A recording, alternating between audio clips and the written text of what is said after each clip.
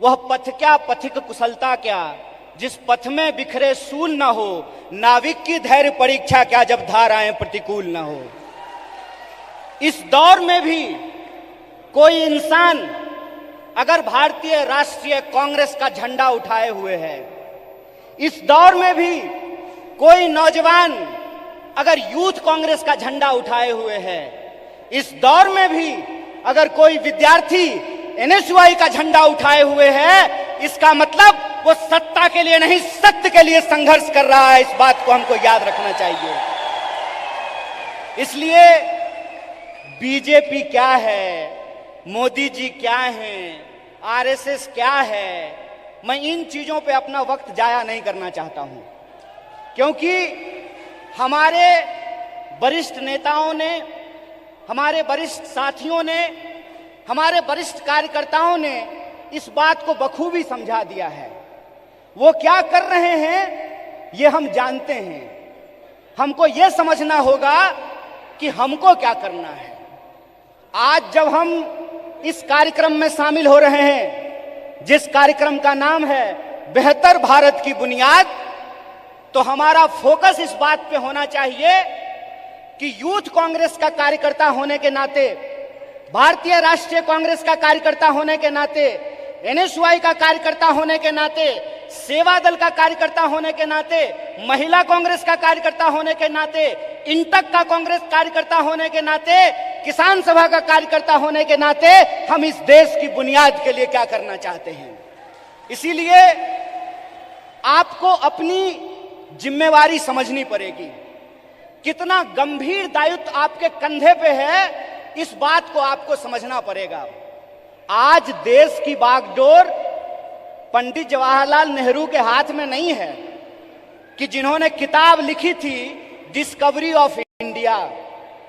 आज देश की बागडोर डॉक्टर बाबा साहब भीमराव अंबेडकर के हाथ में नहीं है, जो विदेश पढ़ करके आए थे और इस देश की ड्राफ्टिंग कमेटी में कॉन्स्टिट्यूशन को लिखने का काम किया, बनाने का काम किया। आज देश की बागडोर 23 साल की उम्र में हंसते हंसते फांसी के फंदे पे झूल जाने वाले शहीद आजम भगत सिंह के हाथ में नहीं है। आज देश की बागडोर एक ऐसे इंसान के हाथ में है जो अपनी पत्नी की जिम्मेवारी ना उठाया हो, वो देश की जिम्मेवारी उठाएगा। बताइए, आज देश की बागडोर एक ऐसे हाथ में है जो कहता है कि पीएफआई के नाम में भी इंडिया है। मतलब कुत्ता को भी 4 पैर होता है, गधा को भी 4 पैर होता है, इसलिए सारे गधे कुत्ते हैं। अगर ये रीजनिंग मैं लगाऊं, जो रीजनिंग इस देश के प्रधानमंत्री ने लगाया है, तो मैं ये कह सकता हूं ना कि प्रधानमंत्री जी को भी 2 आंख है और गधा को भी 2 आंख होता है। बोलिए, मैं ये बात क्यों कह रहा हूं? मेरा कोई मकसद नहीं है कि मैं भाजपा, मोदी और आरएसएस की चर्चा करूं। मैं सिर्फ आपको बता रहा हूं कि कितनी गंभीर परिस्थिति में आज हम खड़े हैं। इतनी गंभीर परिस्थिति में खड़े हैं कि संस्थाओं को तो छोड़ दीजिए, व्यक्तियों को भी बोलने का अधिकार नहीं है। इसीलिए जब आज आप यूथ कांग्रेस का झंडा अपने हाथ में उठाए हुए हैं, जब आप कहते हैं यूथ कांग्रेस जिंदाबाद, इसका क्या मतलब है? इसका मतलब यह है कि जिस देश की 55% आबादी नौजवान हो, जिस देश में दुनिया का हर 5वां युवक भारतीय हो, जिस देश में 45 साल में सबसे ज्यादा बेरोजगारी हो, और जिस देश में जिस दिन कारगिल विजय दिवस मनाया जा रहा था, उससे ठीक कुछ दिन पहले कारगिल में लड़ने वाले शहीदों के परिवार के साथ कैसी नग्नता की गई है, ये वीडियो आप लोगों ने देखा है। इसीलिए आप अपनी जिम्मेवारी को समझिए। आप इस गंभीर समय में जो आपकी भूमिका है उसको आपको समझने पड़ेगी। और मेरा मानना बिल्कुल साफ है, जैसे बिना विचार की कोई राजनीति नहीं होती है। उसी तरह से बिना नौजवान के, बिना विद्यार्थी के कोई पार्टी सत्ता में नहीं आ सकती है। इस बात को याद रखिएगा।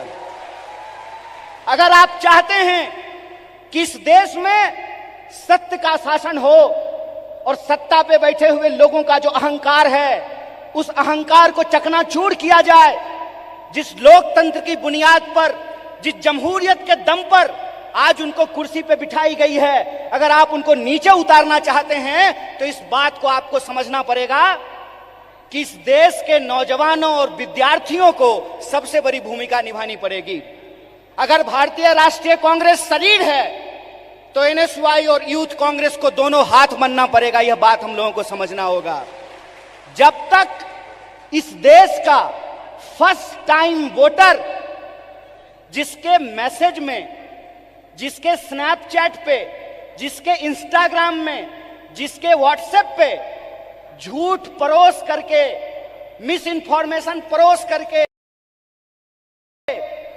उनको गुमराह किया गया है, जब तक उनके सामने हम सच्चाई लेकर के नहीं जाएंगे, जब तक हम घर घर नहीं पहुंचेंगे, जब तक हम स्कूल स्कूल नहीं पहुंचेंगे, विश्वविद्यालय विश्वविद्यालय नहीं पहुंचेंगे, तब तक इस सत्ता पे बैठे हुए लोगों को हम सत्ता से बाहर नहीं कर सकते हैं और लोकतंत्र को बचा नहीं सकते हैं।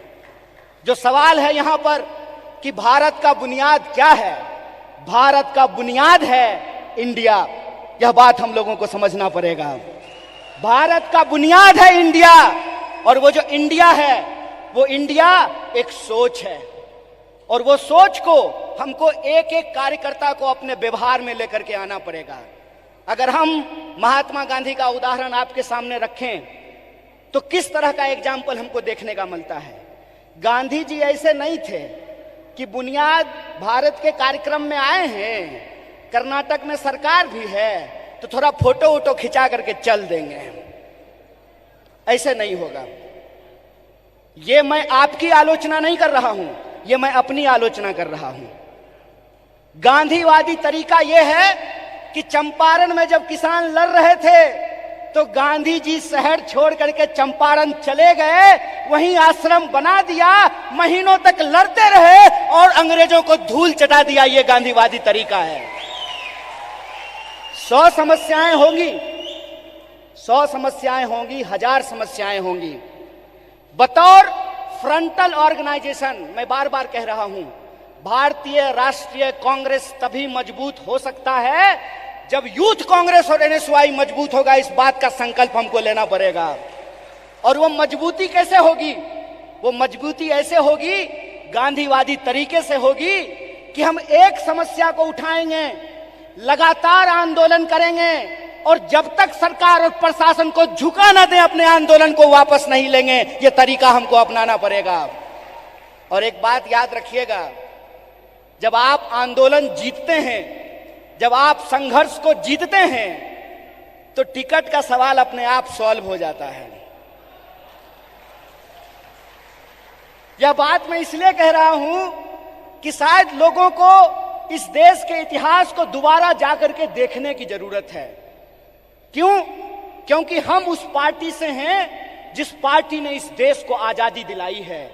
अभी कलाकार ने आजादी की बात की, हाथों की आजादी की बात की, देश की आजादी की बात की, तो एक एक भारतीय राष्ट्रीय कांग्रेस के कार्यकर्ता को गर्व से यह बात कहनी चाहिए कि हम वो लोग हैं जो इस देश को आजादी दिलाए हैं और आजाद देश में आजादी को बचाएंगे भी। इस बात को हमको याद रखना है। और अगर हमने इसका संकल्प लिया है तो मैं एक उदाहरण आप लोगों को देना चाहता हूं, खास करके जो हमारी महिलाएं यहां पे बैठी हुई हैं। जब कांग्रेस पार्टी हार गई थी श्रीमती गांधी के नेतृत्व में, तो उस वक्त लोगों ने कहा था कि कांग्रेस समाप्त हो गया है। उसके बाद श्रीमती गांधी बिहार गई थी, जहां से मैं आता हूं। वहां पे एक नरसंहार हुआ था और श्रीमती गांधी हाथी पे बैठ करके गई थी शोषितों से मिलने के लिए, उन नरसंहार के जो पीड़ित थे उन परिवारों से मिलने के लिए। और उनके साथ हाथी पे बैठी हुई एक महिला थी, जिस महिला का नाम प्रतिभा देवी सिंह पाटिल है, जो इस देश की पहली महिला राष्ट्रपति बनी थी। इसीलिए हम कहते हैं, गीता में भी लिखा हुआ है कि कर्म करो फल की चिंता मत करो। आज आप यूथ कांग्रेस के कार्यकर्ता हैं, एनएसयूआई के कार्यकर्ता हैं, आपको कर्म करने की जरूरत है। और हमारा कर्म क्या है? हमारा कर्म है अपने विचार पर चलना। और हमारा विचार क्या है? हमारा विचार है इस देश का संविधान, संविधान की प्रस्तावना। और प्रस्तावना कहता है हम भारत के लोग भारत को प्रभुत्व संपन्न, समाजवादी, धर्मनिरपेक्ष और लोकतांत्रिक गणराज्य बना करके रखना चाहते हैं। इसीलिए जब ये विचारधारा हमारे पास है, इस देश को आजादी दिलाने का इतिहास हमारे पास है, और आज के वक्त में हमको गर्व से यह बात कहना चाहिए कि हम मल्लिकार्जुन खड़गे के सिपाही हैं। हमको गर्व से यह बात कहना चाहिए कि हम राहुल गांधी के सिपाही हैं, क्योंकि राहुल गांधी ने कहा है डरो मत। और उनको डरने की जरूरत नहीं है जो किसी के खिलाफ गलत नहीं किए हैं। उनको डरने की जरूरत नहीं है जो झूठ बोलते हैं। जो झूठ बोलते हैं वो डरें, जो सत्य पे चलते हैं उनको डरने की जरूरत नहीं है। एक निडर सिपाही की तरह जिस तरह से माननीय राहुल गांधी जी विपक्ष की मुखर आवाज बने हैं, उस आवाज को हमको घर घर पहुंचाना होगा। और इस देश की जो बुनियाद है, भारत की जो बुनियाद है, वो इस देश की संविधान की प्रस्तावना में लिखा हुआ है। उस प्रस्तावना को हमको घर घर लेकर के जाना पड़ेगा। कई बार कार्यकर्ता आकर के हमसे सवाल पूछते हैं कि हमको वैचारिक कार्यकर्ता नहीं मिल रहा है। साहब, गांधीवादी एक तरीका है कि सत्य को किसी गवाही की जरूरत नहीं होती है। और गांधीवादी तरीका यह होता है कि आपको बोलने की जरूरत नहीं है, एक्शन ही आपका कम्युनिकेशन होना चाहिए। आपके एक्शन में वो सारी बातें दिखनी चाहिए। एक बात कहिए कि मैं बहुत महंगा शर्ट पहन करके, मोटा मोटा सोना का सिकड़ी पहन करके, 5 करोड़ का गाड़ी लेकर के आपके पास आऊं और मंच पे खड़ा होकर के गरीबी पे भाषण दूं, आप हम पे भरोसा कीजिएगा? एक्शन ही कम्युनिकेशन होता है। हमको अपने एक्शन को अपना कम्युनिकेशन बनाना पड़ेगा। और हमारा कम्युनिकेशन बिल्कुल साफ है। हमारा कम्युनिकेशन बिल्कुल साफ है कि यह देश सबका था, सबका है और सबका रहेगा। यह हमारा संकल्प है। हमारा संकल्प है कि इस देश में पैदा होने वाला कोई भी व्यक्ति, चाहे उसकी जाति कुछ भी हो, इस देश में पैदा होने वाला कोई भी इंसान, चाहे उसका लिंग कुछ भी हो, इस देश में पैदा होने वाला कोई भी मनुष्य, चाहे उसका धर्म कुछ भी हो, वो इस देश का नागरिक है। और नागरिक होने का मतलब होता है कि राजा का बेटा राजा नहीं बनेगा। लोकतंत्र में वोट से तय होगा कि हमारा शासक कौन बनेगा। और यह जो लोकतंत्र है, यह लोकतंत्र ही भारत की बुनियाद है। यह लोकतंत्र ही भारत की बुनियाद है। और इसी लोकतंत्र को बचाने का काम यूथ कांग्रेस के एक एक कार्यकर्ताओं को करना पड़ेगा। हम जो झंडा अपने कंधे पे लिए हैं, यह झंडा सिर्फ एमपी एमएलए बनने के लिए नहीं है। यह झंडा इस देश की आजादी को बचाने के लिए। इस बात को याद रखिएगा। इस देश में 2 तरह के लोगों के बीच लड़ाइयां हो रही है। इस मुल्क में 2 तरह के लोग हैं। एक वो लोग हैं जो नफरत फैलाते हैं, एक वो लोग हैं जो इंसान को आपस में बांटते हैं, एक वो लोग हैं जो ऊंच नीच करते हैं, एक वो लोग हैं जो इंसान को लड़ा करके इस देश की शक्ति को कमजोर करते हैं। एक हम वो लोग हैं जो नफरत के खिलाफ हमको मोहब्बत की आवाज को बुलंद करना पड़ेगा। और आखिरी बात अपनी बोल करके खत्म करूंगा। जब साहब गा रहे थे तो इनकलाब की बात कर रहे थे, लेकिन हमारे कुछ कार्यकर्ता उसको मोहब्बत की तरह ले रहे थे। तो आखिरी बात बोल करके खत्म करूंगा कि जो नौजवान इश्क नहीं करता वो इनकलाब भी नहीं कर सकता है। जो इंसान मोहब्बत नहीं कर सकता वो परिवर्तन भी नहीं कर सकता है। हम इश्क करेंगे, नफरत को हराएंगे, संविधान की आवाज को बुलंद करके इनकलाब लेकर के आएंगे। और हम उस रास्ते पे चलेंगे जिस रास्ते पे महात्मा गांधी ने चला और एकता का संदेश दिया। हम उस रास्ते पे चलेंगे जिस पर पंडित जवाहरलाल नेहरू ने चला और साहस का परिचय दिया। हम उस रास्ते पर चलेंगे जिस पर डॉक्टर बाबा साहब भीमराव अंबेडकर चले और समानता का बात किया।